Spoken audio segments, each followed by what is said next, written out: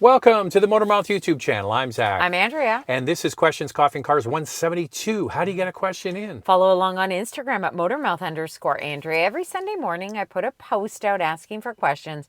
Once we gather them, the post is deleted and we start the show. Time now for Questions, Coffee, and Cars.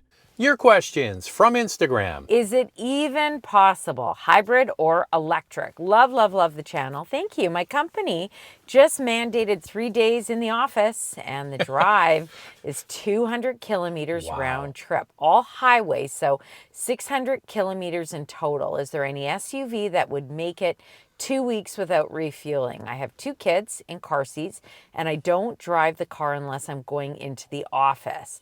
Have driven Mazdas since 2011. Currently have a 2017 Mazda 5. Our second car is the CX-90 plug-in hybrid, which works great. I guess it says for him, her husband, I suppose, as his commute is short. Okay, so what's this round trip 3 times a week, 200 kilometers? No. It's 600 kilometers in total. So it says... Yeah, round trip 3 times a week, 200 kilometers. That's 600 kilometers a week. All highway. All highway. So you're not going to get 2 weeks worth of... That's 1,200 kilometers. No, that ain't going to happen. You're not getting 2 weeks worth of driving. The only way you could do it is if you had a diesel. And you want an SUV, which really cuts into the fuel economy. If you were doing a sedan, you might get close, but traditional hybrids are not as efficient on the highway. It's a tough one to get that. So I did pull some numbers. These are EPA numbers, just so you know. So I find them to be, you know, they kind of give the best of the numbers. But anyway, those are the official fuel economy numbers. They're the fuel economy numbers. But I always find that, I don't know, I always find you get a little worse, okay? So the RAV4 gets 911 kilometers to every tank of fuel. The Highlander hybrid, sorry, it's the RAV4 hybrid. The Highlander hybrid gets 962 kilometers, so a little bit better. Also probably a bigger tank. Yeah, the Lincoln Nautilus hybrid gets 965 kilometers. Those are kind of the best that I saw. I looked at PHEVs, still not as good as this. But okay, you're talking about 2 things. One is, how far can you go before you have to fill it up? You're just going to have to get your head around the fact that you're going to have to fill up your car every week. You're not going to be able to go 2 weeks.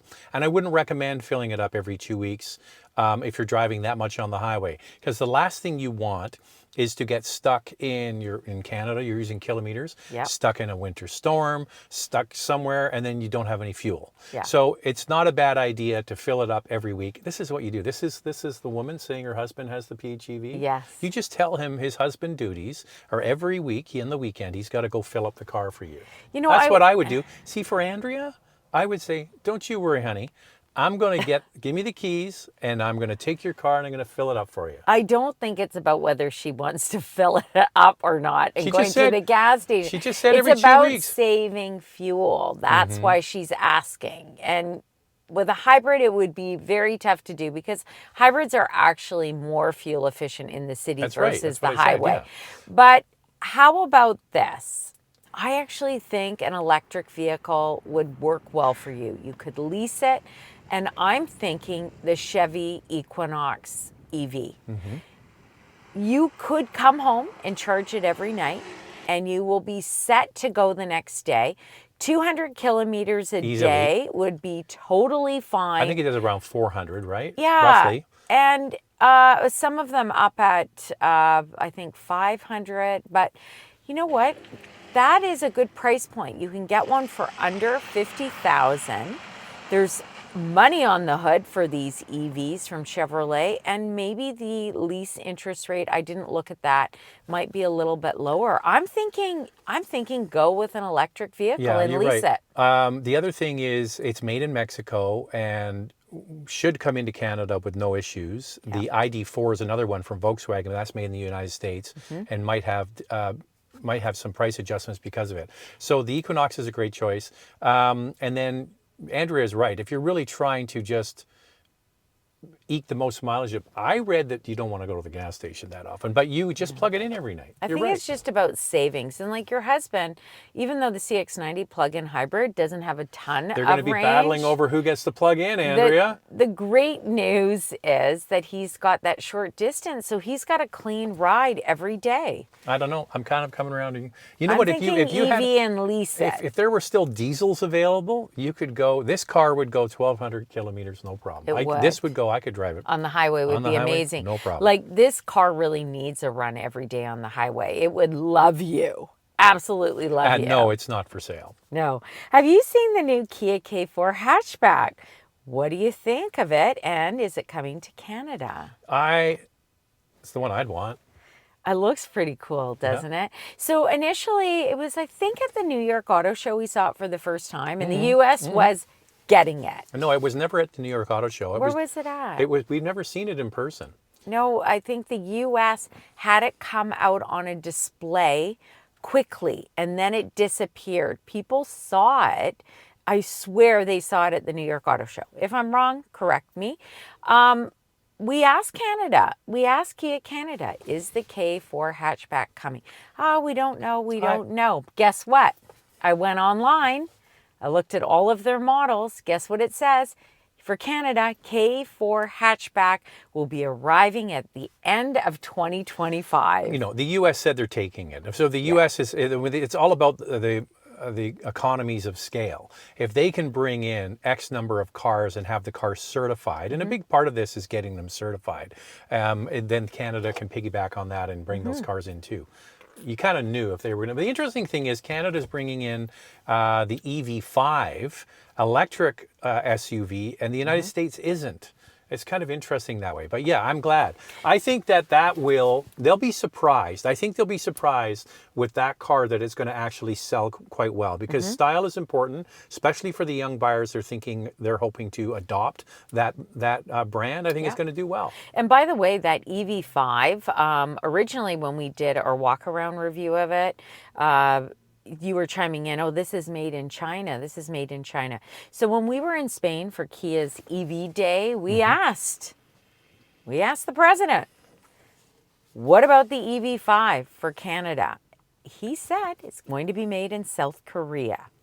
I was surprised by the unveiling of the Subaru Trail Seeker.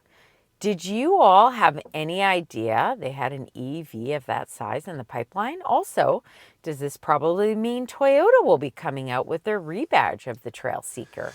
Well, we're at a bit of a disadvantage. We weren't in their company at the New York Auto Show this past week. We couldn't go, and we would have had a lot of questions for them.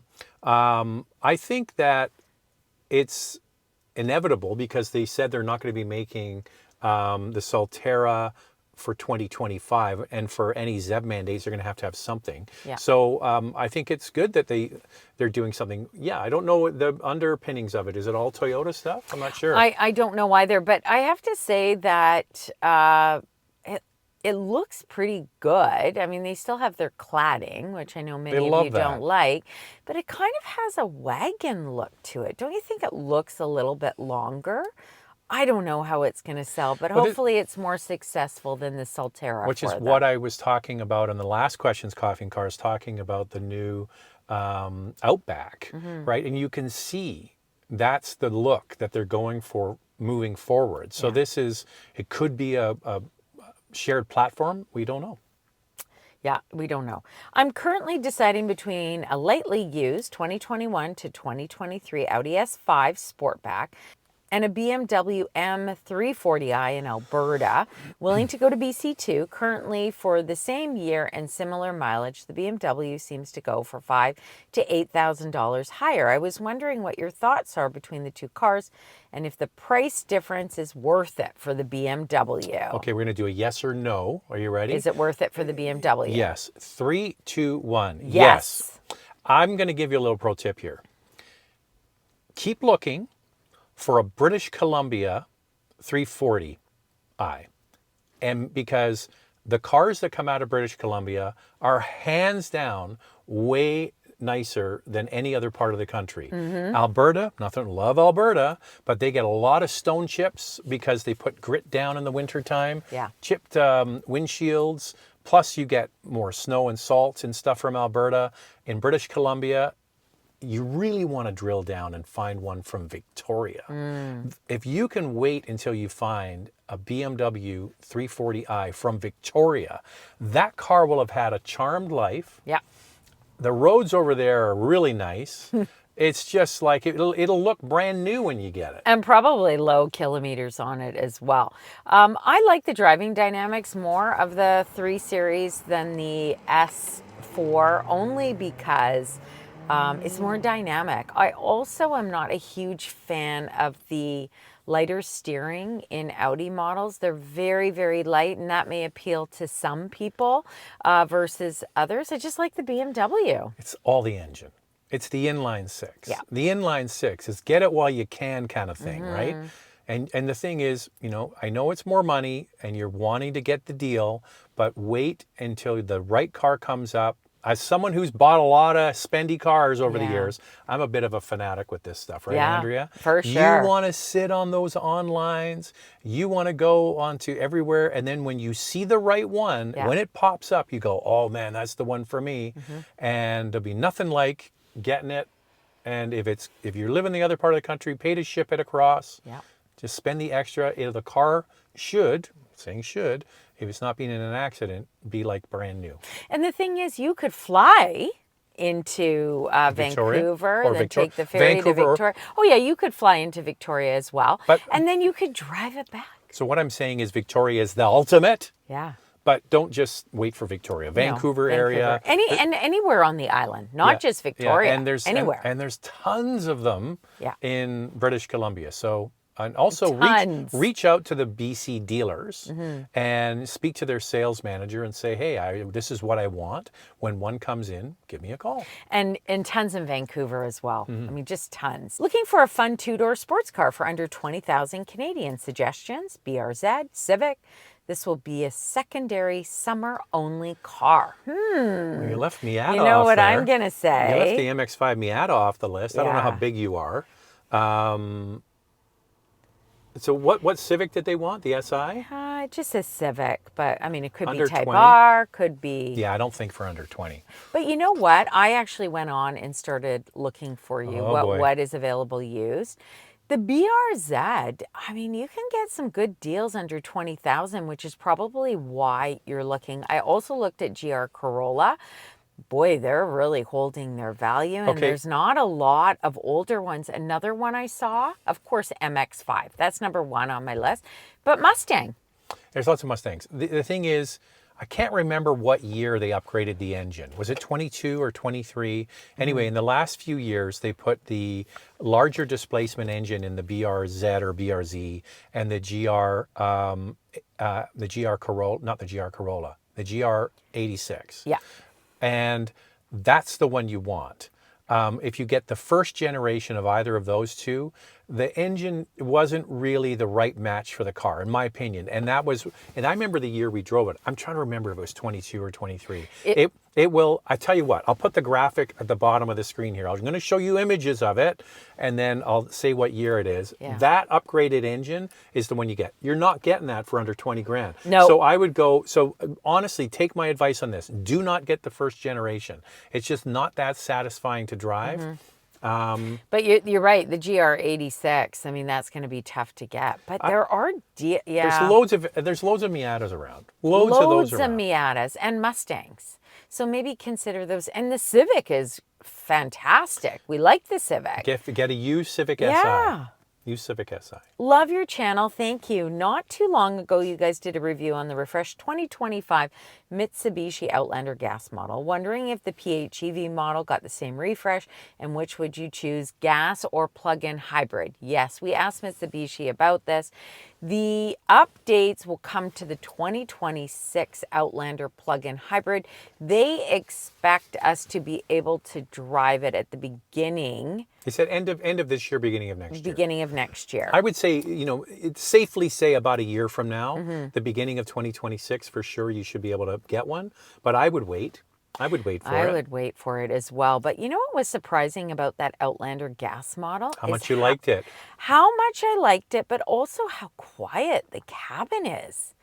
It's that's a gas model. The Outlander has, the Americans who are listening to this and watching this don't believe it, because the dealer network in the United States is not as strong as it is in Canada. Yeah. You don't have for the size of the population, as many dealerships, and there's obviously more dealerships in the United States, but as a percentage of the size of the country, not nearly as many as we have in Canada. No. And the sales in Canada keep going up and up and up and up and up. And the one car that transformed the image of the brand to the public and to potential buyers was this latest Outlander, when it was introduced several years ago. And it brought in a whole bunch of more affluent buyers who could have chosen something else and chose a Mitsubishi, and for the most part, they've all been pretty happy. And the plug-in hybrid has great range, not as much as the RAV4 plug-in hybrid, but this has got a third row. It's comfortable, and they've got Nice all interior. the latest technology. They've got a new stereo system.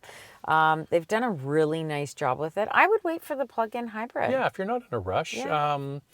You know, it's not a huge upgrade from the current one that's available. So if you like the idea of the plug-in hybrid, you could. It's basically the stereo and a few other things. Yeah. There's nice things, but here's what I would do: is if you're motivated by price, you might want to get one of these current 2025 model year plug-in hybrids towards the end of the year when the new ones are coming in that might have some really good deals on them. Yeah. And is it really worth, Andrea, if you could get a really good deal on the 25 to go for the 26? I don't think so. I don't think so.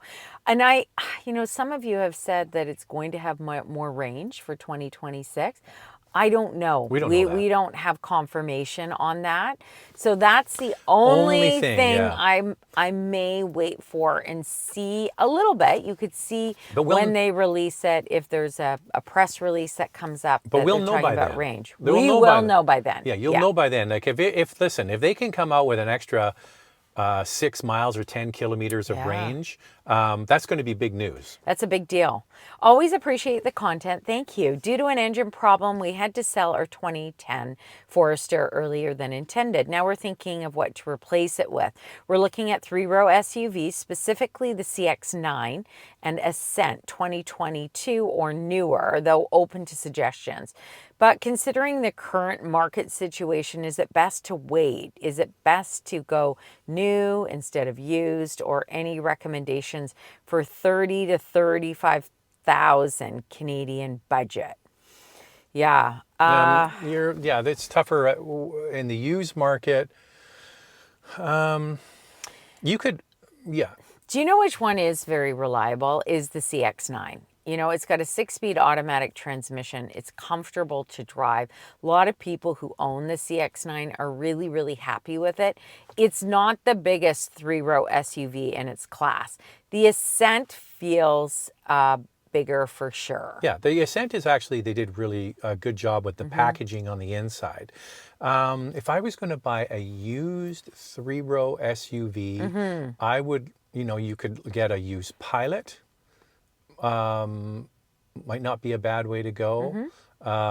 Something like that. I don't know. It's just your budget is going to limit what's available to you. And I would be looking at brands that have strong reliability. The Ascent early in its production was not particularly strong. No. So maybe buying a used one, you might want to think twice about that. The Mazda is good, but there are others out there. Have you considered the Toyota Highlander, possibly a hybrid? Or a lot gas, of people, even the gas or one. the gas one. A lot of people are really wanting the Grand Highlander, and yes, the Highlander isn't as big, but I'm sure you could pick up a used one, maybe on a lower trim for that price point. You'll have to look at that. I'm going to throw one out here right now, Andrea. We just talked about it. So maybe you might want to run the numbers and see if getting a new Mitsubishi Outlander, not the plug-in one, the gas one, would fit your needs. It's going to come with a long warranty, and they often have really incredible lease and finance rates on it. So maybe getting a brand new car under warranty. If the 3rd row is not used very often and is only used by small kids once in a while, that might be just the ticket for you. And consider maybe getting one of those new under warranty, good finance rates versus taking a loan for a used car, if that's your case. I'm not sure. 3rd row is tiny. very tiny. Hyundai Tucson, Sportage, and RAV4, all hybrid, which is the best driving experience. Definitely Hyundai and Kia. For quietness. Yeah. And they have a conventional 6-speed automatic. Yes. And the RAV4 is a bit buzzy and has a CVT or an eCVT, if you want to be technical about it. I know which one will have better resale. Yeah. It's the Toyota. For sure. But yeah, I suggest you go drive them. I think that the Hyundai group, Hyundai and Kia, they did a great job with them. Yeah, my mom has a Tucson plug-in hybrid and she's absolutely loving it. So that is it for us. If you want to get a question in and follow along on Instagram at motormouth_Andrea every Sunday morning, I put a post out asking for questions. Once we gather them, the post is deleted and we start the show. See you next time.